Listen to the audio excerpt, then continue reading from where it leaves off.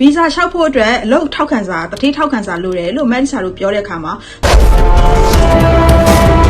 ကိုကလုပ်ရှင်စီမှာထောက်ခံစာတောင်းတဲ့အခါမှာအလုပ်ရှင်အကြီးဆုံးတတိဖြစ်မှာမဟုတ်ပါဘူးကိုထောက်ခံစာကိုကိုရဲ့လက်ရှိကိုနဲ့အနိကဆုံးလုပ်နေတဲ့ supervisor ရေးပေးလေးရတယ်သို့မဟုတ် HR manager ကလည်းရေးပေးလို့ရတာဖြစ်တဲ့အတွက်ကိုဆိုရင်ကိုနဲ့အနီးစပ်ဆုံး supervisor စီကနေစတောင်းပြီးတော့ကိုရဲ့ထောက်ခံစာကိုတောင်းယူကြပါထောက်ခံစာရှိပြီဆိုရင်ထောက်ခံစာတစ်စာမှာဘာတွေပါရမလဲဆိုရင်ကိုရဲ့နာမည် passport number ကိုအလုပ်ဝင်တဲ့ရက်စွဲကိုရဲ့ယာတူကိုရဲ့လာစာအဲ့ဒါတွေဖော်ပြပေးရမှာဖြစ်ပြီးတော့ဒီဥပမာ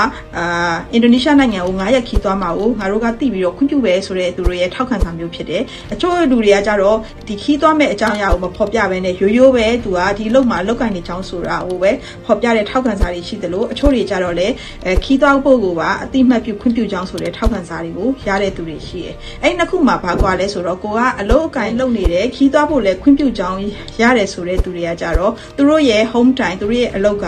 သူတို့ကိုခီးသွားဖို့ခွင့်ပြုတယ်ဒီခီးပြီးလို့ရှိရင်ဒီမှာပြန်ပြီးဆက်လုပ်မယ်ဆိုတဲ့ဟာကိုသဘောတက်ရောက်တဲ့အတွက်သူတို့အတွက် visa ရနိုင်ချေကဟိုရိုးရိုး confirmation letter ထက်ပို့ပြီးတော့အနေငယ် chance ပိုများတယ်ဒါကတော့ confirmation letter ကိုတောင်းဖို့အတွက်ခက်ခဲဖြစ်နေတဲ့သူတွေဆိုလို့ရှိရင်တထဲဟိုမှာစောင့်နေတာမဟုတ်ဘဲနဲ့ကိုယ့်ရဲ့ supervisor စီကနေလည်းတောင်းလို့ရတယ်ဆိုတာကိုElisaမျှဝေပေးတာဖြစ်ပါတယ်အားလုံးပဲအဆင်ပြေပြေနဲ့စီစဉ်ဆောင်ရွက်နိုင်ကြပါစေရှင်Elisaပါ